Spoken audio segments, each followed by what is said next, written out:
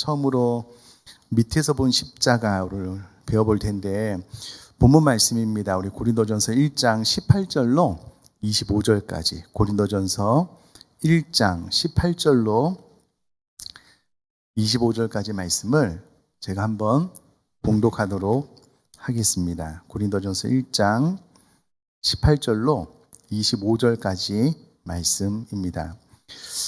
십자가의 도가 멸망하는 자들에게는 미련한 것이요 구원을 받는 우리에게는 하나님의 능력이라. 기록된 바 내가 지혜 있는 자들의 지혜를 멸하고 총명한 자들의 총명을 패하리라 하였으니 지혜 있는 자가 어디 있느냐, 선비가 어디 있느냐, 이 세대의 변론가가 어디 있느냐. 하나님께서 이 세상의 지혜를 미련하게 하신 것이 아니냐. 하나님의 지혜에 있어서는 이 세상이 자기 지혜로 하나님을 알지 못하므로 하나님께서 전도에 미련한 것으로 믿는 자들을 구원하시기를 기뻐하셨도다. 유대인은 표적을 구하고 헬라인은 지혜를 찾으나 우리는 십자가에 못 박힌 그리스도를 전하니 유대인에게는 거리끼는 것이요 이방인에게는 미련한 것이로되 오직 부르심을 받은 자들에게는 유대인이나 헬라인이나 그리스도는 하나님의 능력이요 하나님의 지혜니라. 하나님의 어리석음이 사람보다 지혜롭고 하나님의 약하심이 사람보다 강하니라. 아멘. 주일날 말씀드렸다시피요, 우리 다시 보는 십자가 이 책을 제가 요약을 해서 책 내용보다 시간이 한정되어 있기 때문에 아마 좀 압축해서 좀 편안하게 잘 전달을 해드리려고 이와 같은 시간이 이제 마련이 되었는데요. 제가 고등학교를 졸업하고 신학교에 들어와서 이제 주의종으로 서원을 하고 난 다음에 지난 시간을 돌아봤을 때 너무 놀기만 했던 것 같아요. 그래서 좀 사역자로 잘 준비되기 위해서 그 표현이 딱 맞는 것 같아요. 그때로부터 미친 듯이 책을 읽었던 것 같아요. 뭐 수천 권까지는 아닌데요. 수십 권, 수백 권을 넘나들면서 정말 많은 책들을 읽었던 것 같습니다.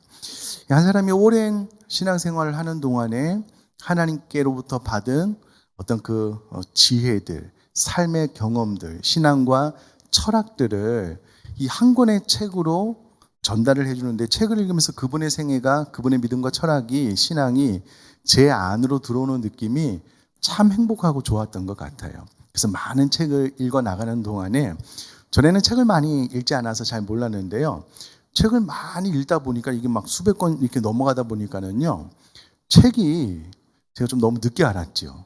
이게 레벨이 있더만요. 책을 딱 보면 되게 수준이 있는 좋은 책이 있고요. 이거는 좀 안 읽어도 되는 책들이 이제 많은 책들을 읽어가면서 이제 구별이 되기 시작을 하더라고요. 시간이 너무 아까운 거예요. 그래서 그때 당시에 신학생을 위해서 필독서라는 이렇게 두꺼운 책이 있는데, 그 책을 보면 각 분야별로 랭킹 1위부터 이제 그 하위까지 이제 소개를 쭉 해주고 있는데요. 그래서 이제 최상의 랭킹을 차지하는 책들을, 명작들을 찾아서 읽었던 기억이 있습니다.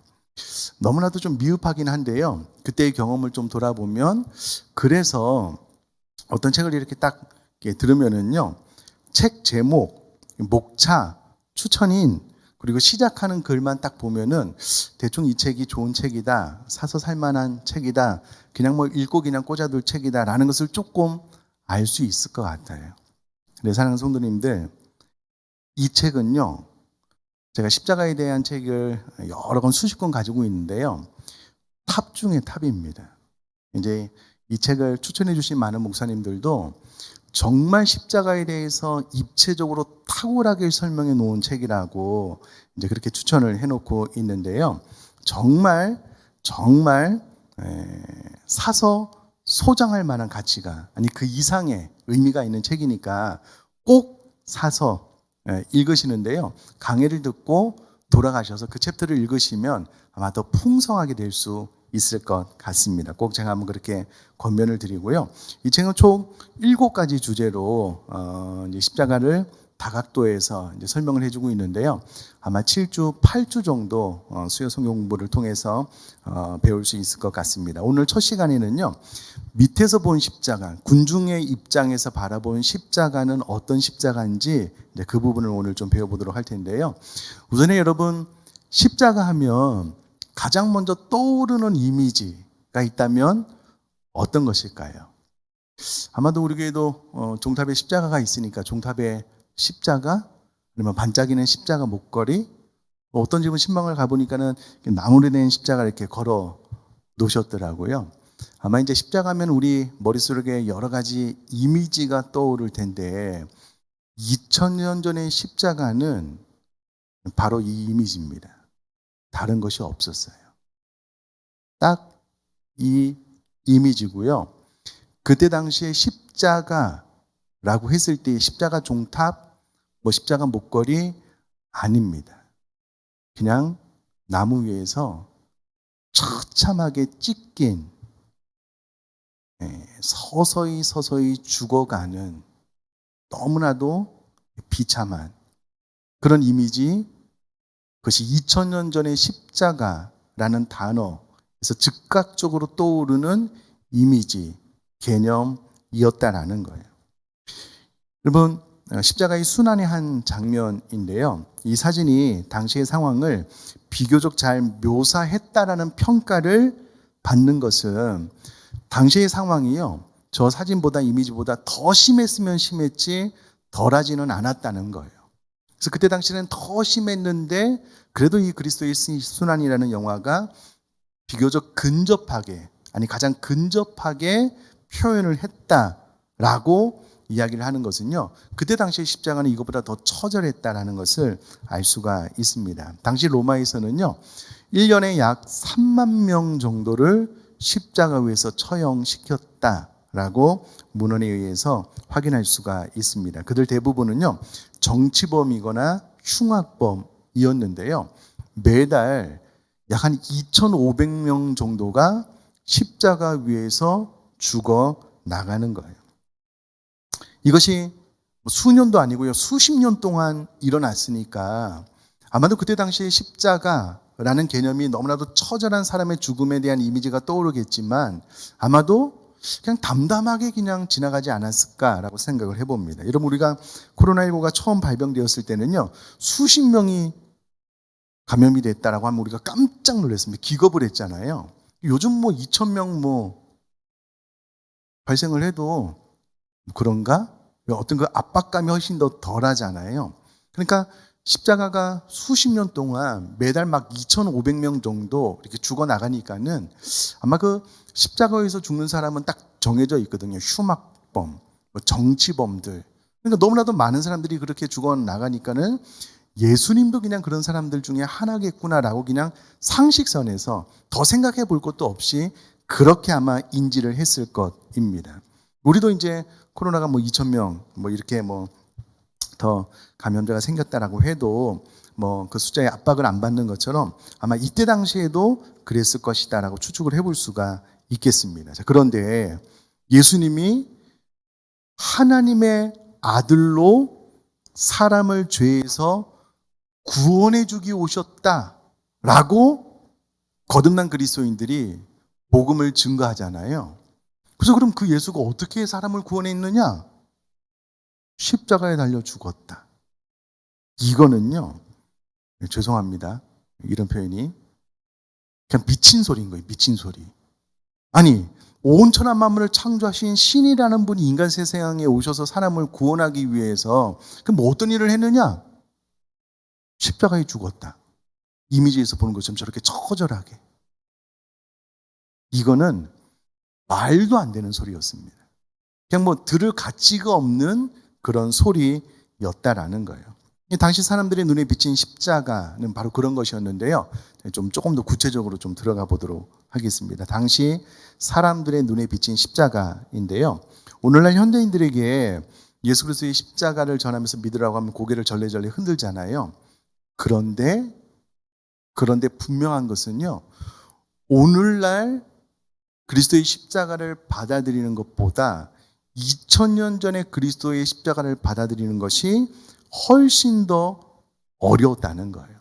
훨씬 더 어리석게 보였다, 어리석게 들렸다라는 것은 분명한 사실입니다. 그 당시에 사람들이 십자가를 받아들이기가 훨씬 더 어려웠다라는 거예요. 왜냐하면 그 십자가는 그들의 눈앞에 딱 보이는 한 사람의 처절한 죽음 그 이상 그 이하도 아니거든요. 예. 그런데 그 위에서 유대인의 왕뿐만 아니라 전 세계의 통치권을 가진 왕이 죽었다. 이것은 유대인, 헬라인, 로마인 모든 사람들이 다 받아들일 수 없는 내용이었다라는 거예요. 그럼 사도 바울도 정확하게 이 사실을 인지하고 있었습니다. 고린도전서 1장 18절을 제가 다시 한번 읽어보면요, 십자가의 도가 멸망하는 자들에게는 미련한 것이요. 십자가 복음을 증거하면은요, 미련하게 들린다는 거예요. 구원을 받는 우리에게는 하나님의 능력이라. 또 고린도전서 1장 22절 23절이요. 유대인은 표적을 구하고 헬라인은 지혜를 찾으나 우리는 십자가에 못 박힌 그리스도를 전하니 유대에게는 거리끼는 것이요 이방인에게는 미련한 것이로되. 그럼 그 고린도전서 1장 18절에 십자가의 도가 멸망하는 자들에게 미련한 것이요라고 했을 때 헬라어로 보면은요, 모리아라는 단어가 쓰여졌는데 여기서 유래된 영어의 단어가 이제 모론이라는 단어인데요. 이 모론이라는 단어의 뜻은 전능합니다. 전능하. 정신 박야가. 그러니까 십자가의 도가 딱 전달되었을 때 멸망당하는 자들은요, 그 내용을 딱 들으면 전능하나 하는 소리지 이렇게 이해를 했다는 거예요. 그리고 그것이 그때 당시에 복음이 증거되었을 때 멸망받는 자들에게 나타나는 당연한 현상이었다는 거예요. 복음을 증거하면 야, 이 미련한 놈아, 말이 되는 소리를, 야, 이 전능하더라. 이게 어떻게 앞뒤가 안 맞는 그런 말을 하느냐. 그것이 그때 당시에 현실이었다라는 거예요. 여러분, 그 시대 사람들이 십자가에 달린 예수를요, 얼마나 우습게 여기고 조롱했는지 로마의 팔라틴 언덕의 2세기 것으로 보이는 어떤 집의 벽에 이제 이런 것이 새겨진 것을 발견했는데요. 당나귀 머리를 가진 사람이 십자가에 달린 모습으로 새겨져 있는 벽에. 십자가 위에 달린 사람이요, 사람의 머리가 아니고 당나귀 머리인 거예요. 요즘 이제 생각이 좀 없는 사람을 이제 뭐 죄송합니다 이렇게 뭐 닭머리야 이렇게 이렇게 조롱하는 것처럼 모욕하는 것처럼 십자가 위에 달린 사람의 머리가 아니고 당나귀 머리를 그려놓고 그 낙서에는 왼쪽에 한 사람이 경배의 표시로 한쪽 손을 들고 서 있는데요. 알렉사메노스는 그의 신을 섬긴다라고 쓰여져서 1세기, 2세기 사람들이 십자가에 죽은 예수 그리스도를 믿고 경배하는 초대교회 성도들을 얼마나 웃음거리로 생각했는지 이 그림을 통해서 벽에 그려진 이 그림을 통해서 알 수 있다는 거예요. 예수님을 그냥 당나귀 머리처럼 그려놓고 그 옆에서 경배하는 사람들을 조롱하고 웃음거리로 생각을 했다라는 거예요.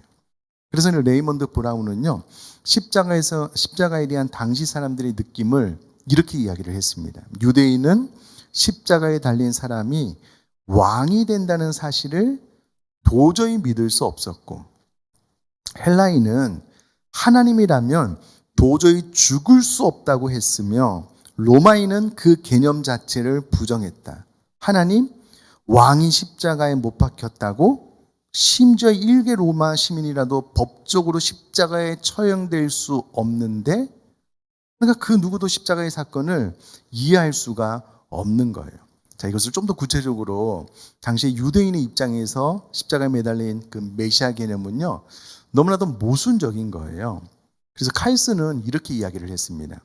유대인에게 십자가에 달린 메시아란 그 자체가 모순이라는 거예요. 꽁꽁 언 수증기, 이 자체의 말이 안 되는 거잖아요. 증오에 찬 사랑, 위로 향하는 하강, 경건한 강간범 등과 같이 용어상 모순처럼 들렸음에 틀림없다. 차이가 있다면 훨씬 더 충격적이라는 점뿐이다. 그러니까 유대인들이 이 십자가 복음을 딱 듣는 순간, 어떻게 강간범이 경건할 수가 있어? 어떻게 십자가에 달려 죽은 사람이 메시아, 우리의 구원자가 될 수 있어? 그것은 전혀 앞뒤가 안 맞는 말이야. 그렇게 이해를 했다라는 거예요. 오히려 유대인들에게서는요, 십자가는 저주받은 사람, 왜냐하면 신명기 21장 23절에 나무에 달린 자는 하나님께 저주를 받았음이니라라는 말 때문에 십자가에 달린 사람은 저주를 받은 사람인 거예요. 근데 예수님이 십자가 달려 죽었는데 하나님께 저주를 받은 사람이 우리의 구원자가 돼? 이거는 아예 그냥 말이 안 되는 그런 이야기였다라는 거예요. 그래서 그들에게 십자가에 매달린 사람을 신으로 섬기고 예배하라는 요구 자체가 엄청난 모독이었다라는 거예요. 아니, 저주를 받아서 얼마나 하나님께 저주를 받았는지 땅에 발을 붙이고 죽일 수도 없어서 공중에 띄어서 피를 천천히 빼어서 죽이는 그 대상자가 우리의 구원자라고 메시아라고 이해 자체가 안 되는 일이었다라는 거예요. 그러니까 십자가 복음을 증거하면은요, 야, 이 전응하더라, 이렇게 반응을 할 수밖에 없었다는 거예요. 또요, 로마인의 입장에서는요, 십자가에 달린 메시아라는 말 자체는 완전히 난센스인 거예요. 완전히 말이 안 되는 거예요. 여러분, 로마인들이 직접 십자가의 형벌을 만들지는 않았습니다. 이 페르시아인들이 십자가형을 반역자를 처형하는 사형 툴로 사용하는 것을 보고 배워서 적용을 했거든요. 그랬더니 이 십자가의 형벌이 얼마나 지독한 고통을 가져다 주는지 상당한 범죄 억제 효과를 가져온 거예요. 그런데 이 십자가는 너무나도 잔인하고 고통스럽기 때문에 로마 시민에게 사용되는 경우는 극히 드물었습니다. 아예 법적으로 로마 시민은 십자가에 못 죽일 수가 없는 거예요. 죽일 수가 없는 거예요. 당시 기록에 의하면 키케로는 십자가에 관하여 이렇게 언급을 했다라는 거예요. 십자가라는 단어 자체를 로마 시민의 몸에서뿐 아니라 그들의 생각과 눈과 귀에서 멀리 떨어뜨려 놓아야 한다. 왜냐하면 이 일의 실제적인 발생 혹은 그것을 견디는 것뿐만 아니라 그것을 당할 수 있다는 사실, 그 예상, 아니 그것을 단순히 상상하는 것까지도 로마 시민과 자유인에게는 어울리지 않는 일이기 때문이다. 자, 그런데 동일하게 온 우주의 창조자, 구원자가 사람을 구원하기 위해서 이 땅에 왔는데, 아니, 우리가 그를 죽였는데, 우리 로마 사람은 그 십자가 처형이 너무 비참하고 고통이 심하기 때문에 로마 시민은 죽이지도 않는데, 근데 그 메시아를 로마인 우리가 죽였는데 그가 우리의 구원자라고? 이거는 난센스다. 이거는 완전히 말이 안 되는 일이다. 그렇게 생각을 했다라는 거예요. 특별히 로마 자체가 이제 힘으로 전 세계를 굴복시켰기 때문에 온천한 만물을 창조하신 메시아가 자신을 굴복시키는 힘을 발휘했다면 믿겠는데, 자신에 의해서 십자가에 의해서 나약하게 죽어 나자빠졌으니 그가 우리의 구원자, 메시아, 왕 있을 수가 없는 일인 거예요. 자, 헬라인은 십자가를 어떻게 느꼈을까? 여러분, 십자가는 부조리한 거예요. 왜냐하면 헬라인들은 이성적이고 철학적 지혜를 추구했거든요. 바울이 고린도전서 1장 22절에서요. 유대인은 표적을 구하고 헬라인은 지혜를 찾으나 라고 말을 한 것을 통해서 헬라인은 심오한 지식과 높고 고성한 지혜를 찾았거든요. 근데 헬라인에게 신이 사람을 구원하기 위해서 십자가에서 처형되었다, 야만적인 방법으로 세상을 구원해, 이것도 있을 수가 없는 거예요. 있을 수가 없는 거예요. 그럼 헬라인의 입장에서는요, 처형당한 인간의 난도질당한 몸으로 사람을 구원해? 이것도 있을 수가 없는 일인 거예요. 이에 대해서 브루스는요, 이렇게 말합니다. 십자가 처형의 치욕뿐 아니라 자신을 그처럼 소름 끼치는 죽음에서 구해낼 만큼 충분한 지혜를 갖지 못한 사람을 어떻게 주님이자 해방자로 받아들일 수 있으며 지혜의 해설자로 의지할 수 있단 말인가. 이것이 헬라인들의 입장이었다라는 거예요. 그러니까 십자가에 달린 메시아라는 개념은요, 유대인도 로마인도 헬라인도 모두에게 거부감을 주는 혐오스러운 메시지였다라는 거예요. 그러므로 당시 사람들에게는 그리스도의 십자가가 받아들이기 힘든 개념이었다라는 거예요. 자, 그러면 현대인들은 어떤가? 현대인, 오늘날 그리스도를 믿지 않는 이 세상 사람들에게 그들의 눈에 비친 십자가는 어떤가라고 했을 때요, 여러분, 이런 표현이 참 기가 막힙니다. 이 존 메가더 목사님이시거든요. 아주 참 좋은 책을 많이 쓰신 목사님인데요. 이 존 메가더 목사님이 이렇게 이야기를 했어요. 들어보셔요. 그리스도인은 십자가 위에 그리스도라는 홍보하기에는 별로 매력 없는 상품을 떠맡은 듯하다. 십자가는 감정에 불쾌감을 주고 점잖은 사람들의 세련된 감정에 충격을 주는 약하고 수치스러운 이미지다. 로마 병사들이 십자가 위에서 우주의 하나님을 범죄자처럼 처형했다는 주장도 우리의 합리적인 정신을 공격한다. 결국 여러분 현대인들에게도요, 이 십자가는 매력 아니요, 혐오감을 주는 이미지잖아요. 쉽게 받아들일 수가 없는 거예요. 그럼 독일의 무신론 철학자 니체가 십자가를 그렇게 싫어했던 이유, 신은 죽었다라고 말한 니체가 십자가를 그렇게 싫어했던 이유는 연약함 때문에 그렇습니다. 아니, 하나님이신 그분이라면 강함이 있어야 되는데 연약하게 사람에 의해서 갈기갈기 찢겨 죽어. 그럼 이 니체 같은 경우에는요, 이 다윈식의 적자 생존 삶의 방식을 동경했거든요. 싸워서 강한 자가 살아남는다는 거예요. 그래서 니체 같은 경우에는요, 인간이 스스로 운명을 개척하는 초인 사상을 그의 철학의 중요한 테마로 잡았는데요. 가만히 생각을 해보면 여러분, 오늘날 히어로라는 영화가 히트를 치는데 이 니체의 어떤 사상이 그대로 영화에도 반영이 된 거예요. 보통 사람들보다 더 강한 사람이 보통 사람들이 할 수 없는 일을 해내는 어떤 그런 사상. 근데 예수님은 말로는 온천한 만물을 창조한 창조주래요. 우리를 위해서 구원하기 위해서 이 땅에 오셨대요. 근데 십자가에서 이렇게 비참하게 갈기갈기 찢겨 죽었으니 말이 안 되는 거예요. 오늘날 강한 것을 숭상하는 시대의 예수님의 십자가의 복음은 전혀 매력이 없는 거예요. 그래서 옥스퍼드 대학의 철학자 A.J. 에이어는요, 이렇게 이야기를 했습니다. 기독교 교리를 멸시하는 사람의 불신자예요.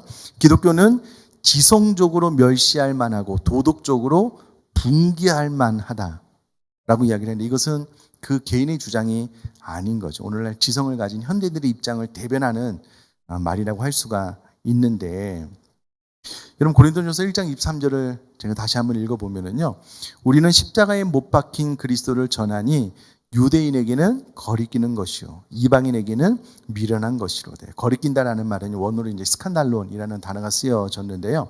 이 단어에서 스캔들이 나왔습니다. 스캔들을 일으켰다라고 할 때 이 스캔들은 걸려 넘어지게 하는 것이라는 의미가 있는데요. 그럼 가끔 신문지상에서 사회적으로나 정치적으로 잘 나가던 사람들이 스캔들에 걸려 넘어졌다라는 그런 뉴스를 보게 되는데, 원어적으로는 이 스캔들이라는 의미를 가진 이 단어는 거리끼는 것입니다.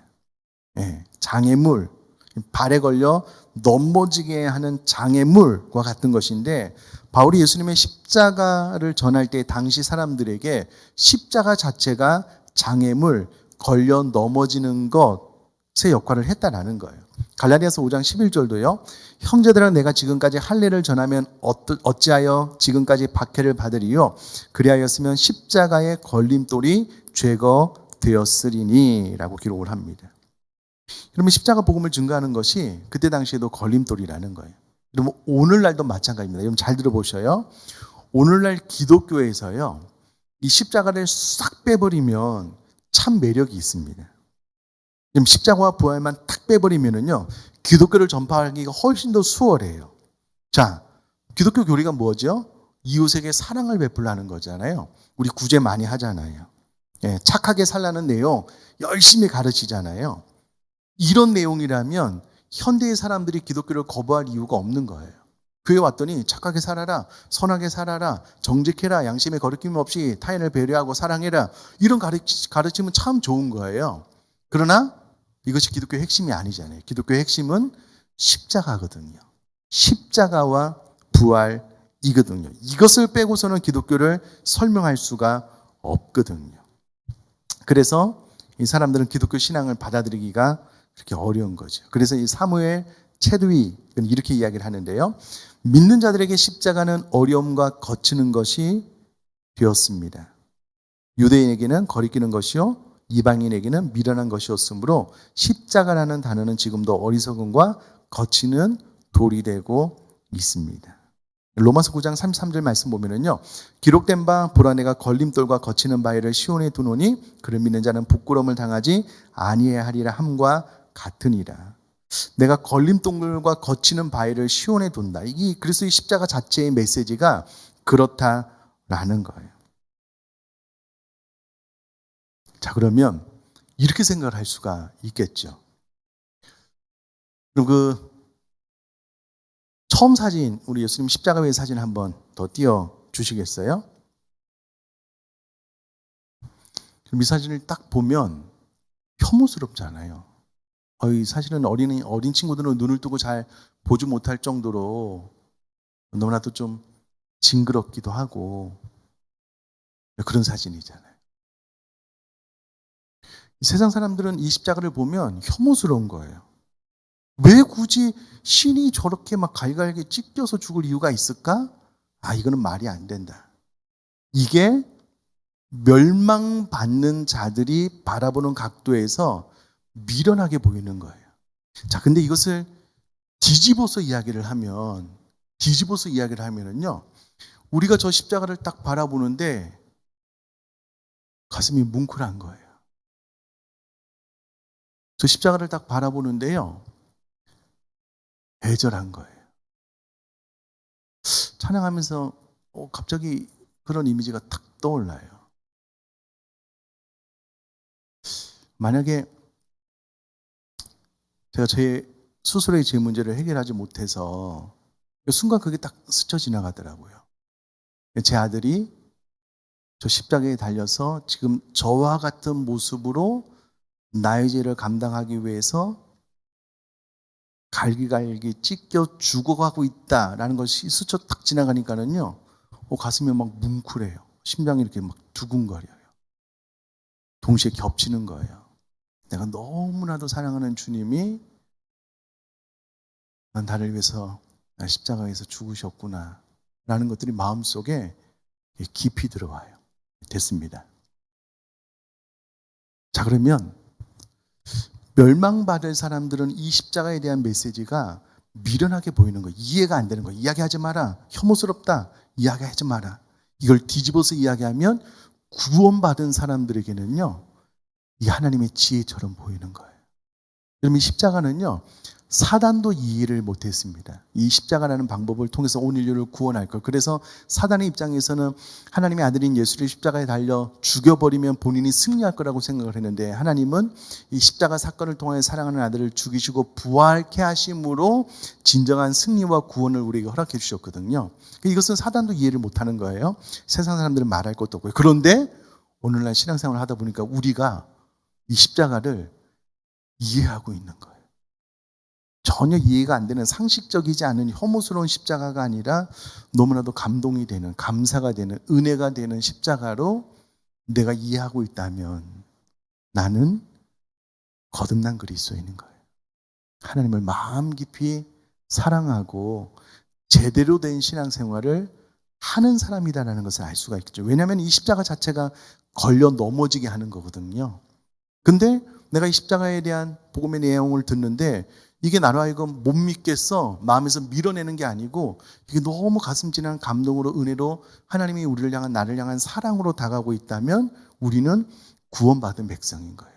그래서 여러분, 십자가가 나로 하여금, 우리 사랑하는 자녀들로 하여금 구원받은 하나님의 백성이 되었느냐 그렇지 않느냐를 판가름하는 시금석 역할도 하는 거예요.